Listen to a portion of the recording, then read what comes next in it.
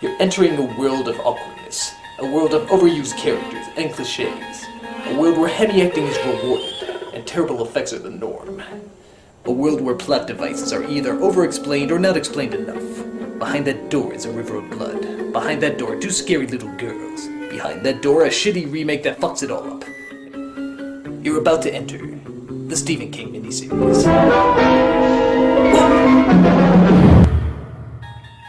Okay, before you guys go nuts, I want to emphasize I don't hate Stephen King. He's a very talented writer and has written some very good stories. But that doesn't mean I have to like everything he's done. And on top of that, that doesn't mean that the movies and miniseries based on his books are that great either. Case in point, the Langoliers.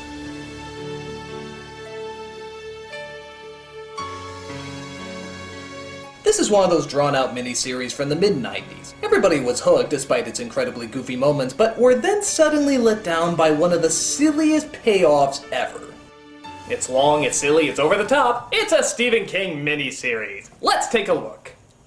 So we see a bunch of people arriving at an airport in LA. One of them is a little blind girl named Dinah, one is a woman named Laurel, and one is a British assassin, hired to kill somebody. By who, you may ask? Well, by the director himself, Tom Holland. See you in London on Saturday. We'll have a pint to celebrate. Now you might be wondering why I know who Tom Holland is. Well, I did a little research and found out that he directed such movies as Child's Play and Fright Night. Why does this matter? It doesn't! It doesn't matter at all! They were silly movies then, and they're silly movies now. What's that? Why am I bringing it up then? Well, I guess I'm wondering why his name takes up 2/3 of the credits! I mean, holy shit, his name is huge! You got all these other people, who cares? Tom Holland! Outlined in shiny metallic lettering! It's bigger than Stephen King's name! Well, I guess if this is the same guy who brought us this. Dinner's in the oven! We're in good hands. By the way, while watching this opening, tell me you don't want to hear this music. The white zone is for immediate loading and unloading of passengers only. There is no stopping in the red zone. There's also a pilot played by David Morris who's traveling to Boston as a passenger. So everybody boards the shamefully fake CGI plane and wakes up to a shocking surprise. Most of the people on the plane have just vanished. Would somebody speak to me, please? I'm sorry, but my aunt's gone, and I'm blind. It's all right. It's all right. What's wrong? Where is everybody? They've gone. They've all gone. What do you mean, where's everybody? They're all right here. Wait a minute, you just walked by 10 rows and you didn't notice any of them didn't have people in it? I know you're a pilot, but surely you know planes are more full than this. Where is everybody? What's going on? Aunt Vicky! Aunt Vicky! What the hell is going on here? Will someone shut this brat up? Oh my god. Is that? It is! It's Balky from Perfect Strangers! Oh Jesus, please tell me he gives an over-the-top performance! I have a meeting at Boston's Prudential Center at 9 o'clock this morning. Promptly at 9 o'clock. That's what's important. Oh Lord, we thank you for this performance and the actor you have chosen to give it. Truly he will supply great laughter for this review. So it turns out only a handful of people are left on the plane. All that's left of the other passengers are material items like watches and earphones. Even the pilots have disappeared. But does Balky care about this? Of course not, don't be ridiculous. Now I have 3 questions for you. Number 1, who authorized an unscheduled stop? Number 2, where was that stop made? And number 3, why? You ever watch Mr. Spock on Star Trek? Just if you don't shut your cake hole, you bloody idiot, I'll be happy to demonstrate his Vulcan sleeper hole for you. Did he just make Star Trek sound badass? So he puts him in a nose hole. Don't believe me? Listen. Oh, a nose hold. See? And that seems to shut him up for a while. Meanwhile, the pilot goes into the cockpit to see if he can radio for help. Air Force Control, this is American Pride, Flight 29. Do you read me? Over? What? But it turns out nobody's responding on the ground, and the pilot's too afraid to land in one of the busiest airports in the world. So where are they gonna go? No, we're heading to Bangor, Maine. Maine! I know we're not playing the Stephen King drinking game, but I don't care. I gotta take a drink to that! Oh. What is your fetish with that place? And of course, Balky doesn't like this at all. This Bangor International Airport will be our safest bet. I have an important business meeting in Boston this morning at 9 o'clock! My wide-angle lens is about to burst! And I forbid you! Would you please be quiet? You're scaring the little girl. Scaring the little girl! Scaring the little girl! Lady! Did he just get castrated on that line? Scaring the little girl! Scaring the little girl! Lady! Speaking of which, the little girl suddenly sees what Balky is seeing, and discovers that most of his vision is distorted by scary imagery. No,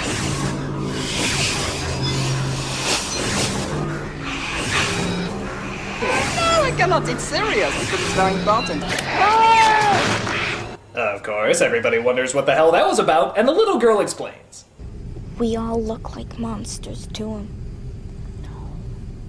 I'm sure we don't. Now, what made you say that? I hear things sometimes. People's thoughts. She called it shiny. So yes, it turns out the little girl is psychic. Might as well add her to the unexplained psychic children's club that seems to exist in TV and movies. That's the craziest thing I ever heard. We also come across a mystery writer who's trying to deduce what is happening on this plane. And oddly enough, he's exactly like a character out of a bad mystery novel.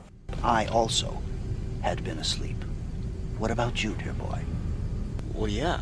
Yes. I'm a mystery writer. Deduction is my bread and butter. So I deduce that everyone was asleep, including all those people that were subtracted, along with the flight crew, of course, dear boy.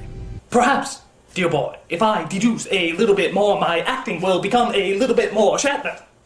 Does anybody notice the teddy bear out on the plane? He looks suspiciously like the teddy bear from The Shining, the one that was giving a blowjob for some reason. Another Stephen King story. Coincidence or something more? I deduce, dear boy. So they finally reach Maine, and for some reason, nobody wants to see what's actually down there. I really don't want to go down there. I'm scared stiff. God help us all. Maybe this wasn't such a good idea. I'm scared. What the hell's wrong with these people? You're on a plane where everybody disappeared. How the hell are you gonna be safe there? Oh no, there might be people down there to question us and want to solve our problem. Oh, the horror! Also, don't you just love how the adult is whining to the kid and the kid has to make her feel better? You know something, Dinah? What? I really don't want to go down there. I mean, I really don't. If it'll make you feel any better.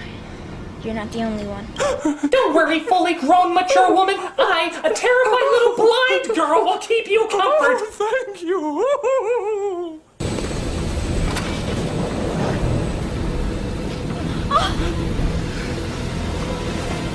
Hey now, looks like somebody's getting a smooth landing over here. Set your Johnson to its full upright position. Oh yeah. Please, I don't want to die. I just don't want to die. And I don't want to say that line anymore, so we're just gonna go with that take. But of course, they land just fine. And as is typical of Maine, it's weird, creepy, and totally filled with things that Stephen King is afraid of. This place smells wrong. Really badly wrong. Honey, we have to investigate. We don't have any choice. Why? Why do we have to? You know she's right. We should go back on the plane and wait to die. Listen. There's nothing to smell and nothing to hear. Oh, this is getting dull. Where's another wide-angle shot of Balky? There we go. You realize I can turn you in for this. Mr. Toomey, are you aware of what has happened to us? There are no excuses. Mr. Toomey? Just terrible. Oh, hey! An obnoxious flashback and a crazy parrot! That's two Stephen King cliches in one! I don't want the hangover. Apparently Balky has a flashback to when his father was angry because he got an A- in class. An A-? I got a trip to Chuck E. Cheese when that happened. What happens to lazy bums who lie down on the job, Craig? The Langoliers get them? They will eat you alive! Alive and screaming! Well, at least now we know where he gets his hammy acting from. You understand that the economic fate of nations may hinge on this meeting? Right now, I don't have the time. Time! What the hell do you know about time? Ask me about time! Ask me! Okay, I give him 2 more seconds before he fully transforms into a cartoon character. We all know it's coming. You can't hold it back. Ask me about time! Ask me!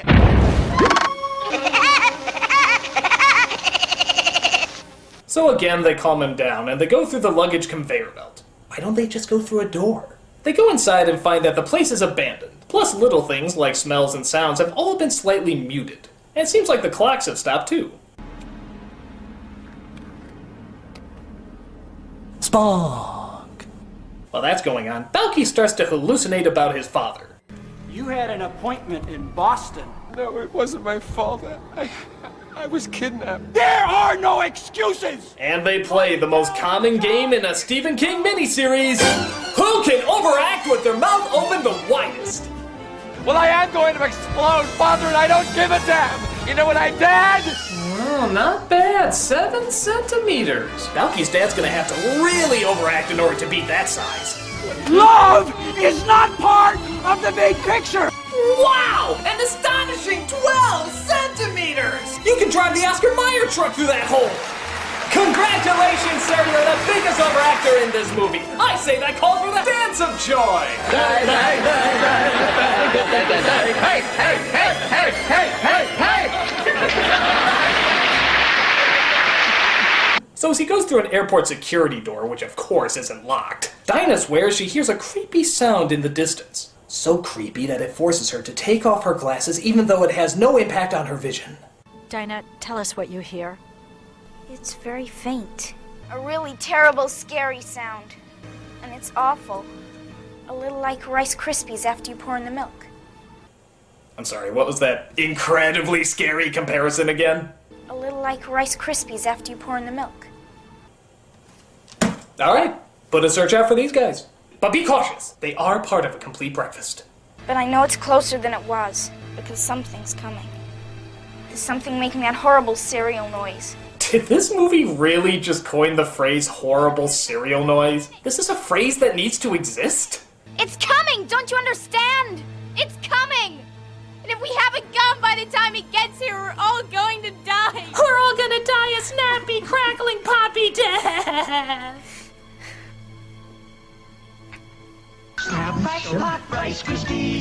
So we see Balky comes across another unlocked door where he finds a gun in one of the storage lockers. Well, if there's anything this movie is proving, is that airport security doesn't come down hard enough.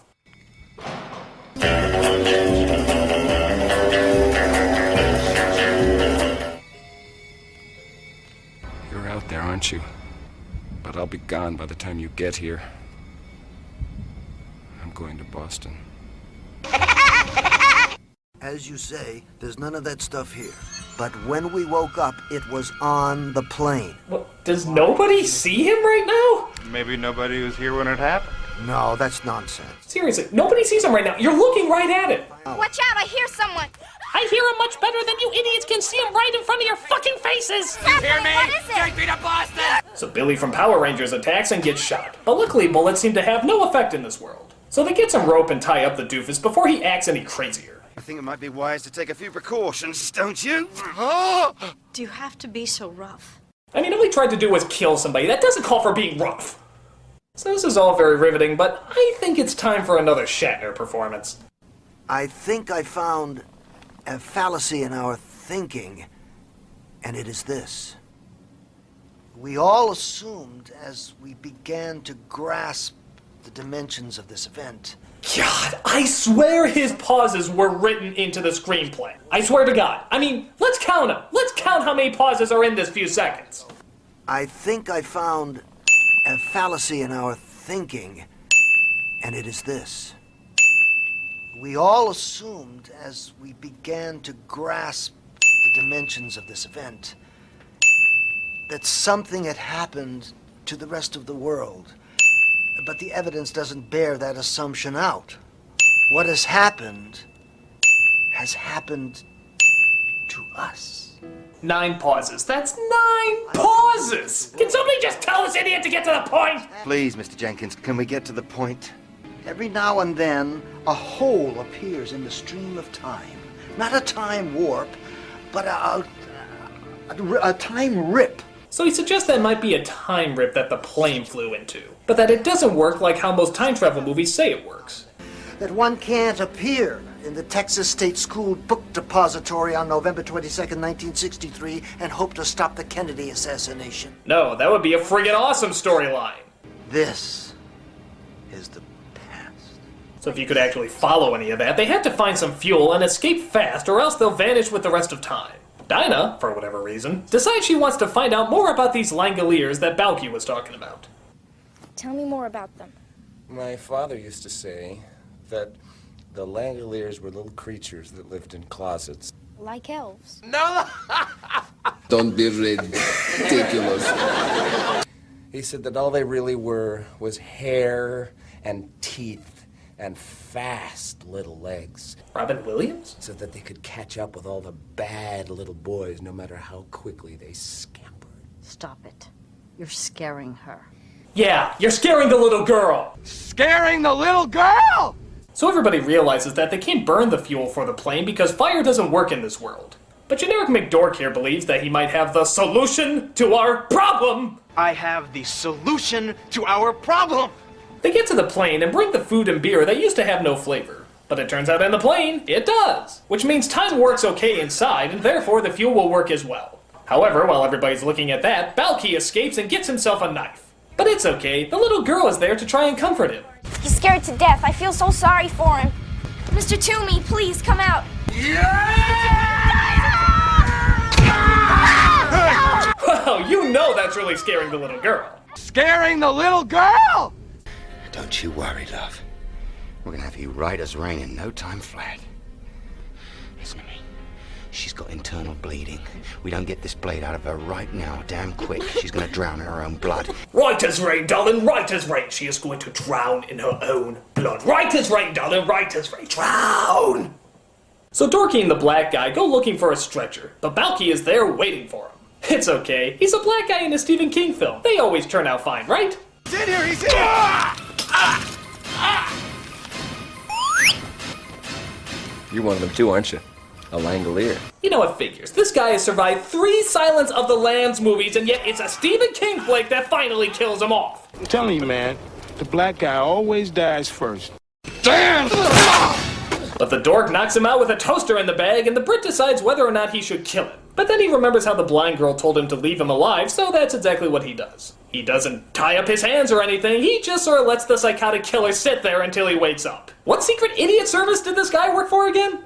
But, get this, the girl, even though she's been stabbed, uses her psychic powers to make Balky believe she's really there. Hurry, Craig. Now stand, Craig. Stand.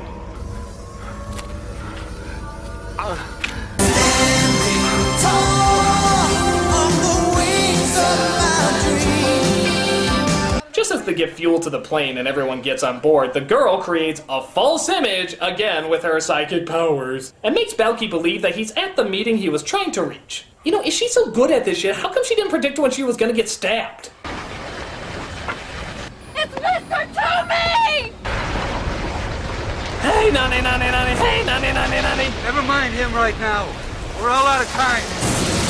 So he makes it to the meeting and finds that Stephen King is there to give his blessing to this shitstorm of a miniseries. Tell us how much money you made for us. I didn't make any money for you. I didn't make any money for you. I lost money for you. And I did it deliberately. I did it deliberately. I did it deliberately.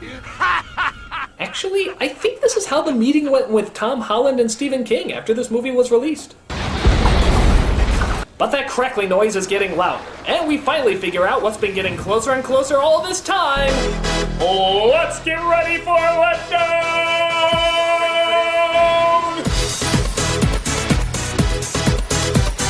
Yep, this is what we've been building to all this time, people. Some of the worst CGI you'll ever see in your entire life. What are you screaming at? They're just overcooked meatballs. Oh god, these are making the spider from It look real. That's how bad it is, people. Come on, just add in the other Pac-Man characters and the goofiness will be complete.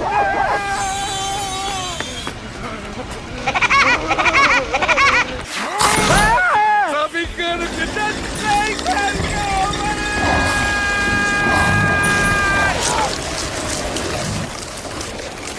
a black guy inside in case you want to eat him too. So as they watch the film literally crumble before their eyes, the mystery writer decides he needs one more monologue to sum up the scene. We know what happens to today when it becomes yesterday. It waits for them, the timekeepers of eternity, always following behind, cleaning up the mess in the most efficient way possible. By eating it. Well, yeah, I guess you can't argue there. It really is the most efficient way possible. Sending giant elephant turds with chainsaw teeth to eat up every half second of time. Boy, God must have been really fucking baked when he came up with that idea. And thus, when all time passes, you will see giant ape testicles that eat up the world like a tuna sandwich.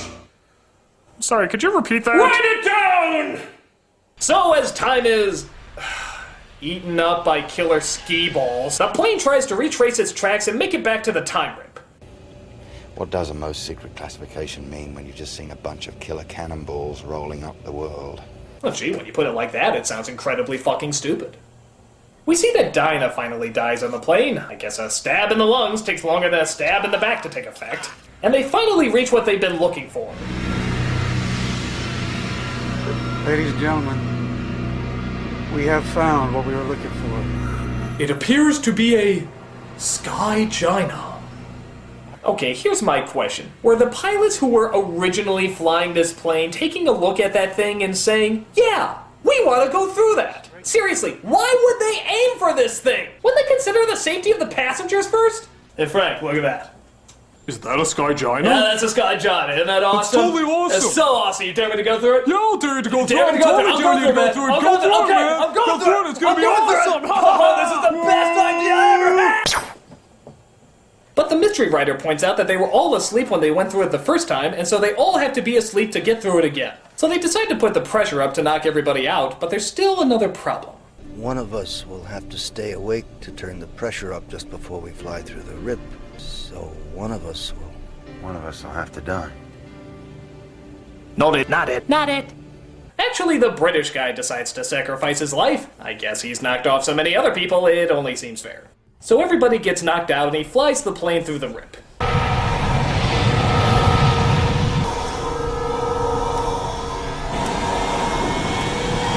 just want to tell you both good luck. We're all counting on you. It's so beautiful! And of course he ultimately disappears. Why the hell his clothes, shoes, and belt don't stay behind is anybody's guess, but who cares? They made it home! But is it really home? But what do you see out the window? Nothing. Nothing at all. Oh, except for the obvious moving cars down there. Oops. They land the plane and everything seems deserted, but that's because they realize that time is catching up with them. Daddy, new people, look at the new people. Did you hear what she said? Yes. Is that who we are? The new people? Are we the new people? Are we the new people? Are we the new people? We are! We are the new people! And the only way new people can celebrate is by doing a stereotypical freeze frame! Yeah!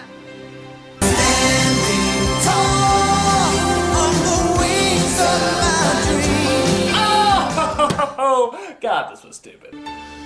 I mean, to its credit, it does keep you interested enough to want to know what's going on, as most Stephen King stories do. Some of the actors are pretty good too, but there's just so many goofy performances, nonsensical logic, bad effects, and just the stupidest letdown climax that it's hard to fully take it seriously. I mean, are you really telling me that giant mutant mudballs are eating all of the past? Let's find out. What are you doing here? I'm sending you 45 minutes in the past to see if your theory's correct. Oh, do we have to? Yes, hurry! Alright, keep your beard on. Hey, this is your beard too.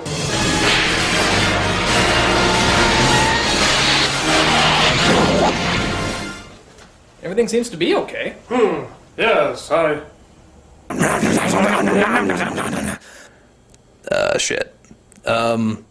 Yeah, I thought we were supposed to eat 2:30. We were supposed to eat 2:30. Well, maybe it was supposed to be 2:35. No, I'm pretty sure it was 2:30. Supposed to eat 2:30.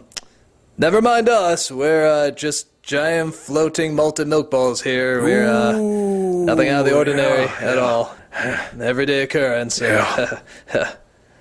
No, man, the sky giant is going to be pissed. I'm blaming you.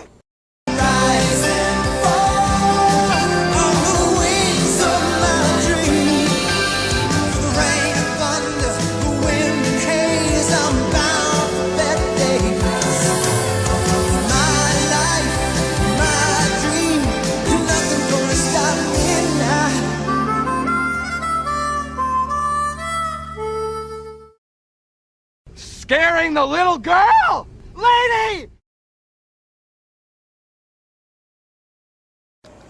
Hey, you guys, since you've been so nice and waited after the credits, we have a special little thing for you.